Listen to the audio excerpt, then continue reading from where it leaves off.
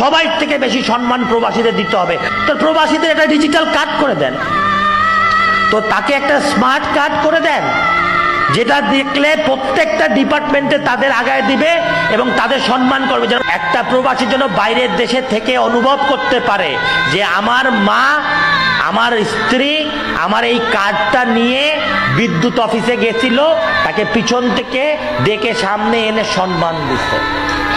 আমার বাচ্চা ভর্তির ব্যাপারে এই কার্ড দেখানোর পর তাকে ভর্তির জন্য তাকে আর একটু ভালো ব্যবস্থা অথবা একটু আগায় দিচ্ছেন। আসসালামু আলাইকুম রহমতুল্লাহি ওয়া বারাকাতুহু। কেমন আছেন সবাই? আশা করি ভালো আছেন। যে ভাই কথাগুলা বললো আসলে কতটুকু সত্য, আপনাদের ইনসাফ বিচারে কি কয় যে আসলে এটা প্রবাসী ভাই যে কথাগুলা বলছে এই বিন্দু পরিমাণ কিছু প্রাপ্য কিনা? আশা করি কমেন্টে সবাই জানাবেন।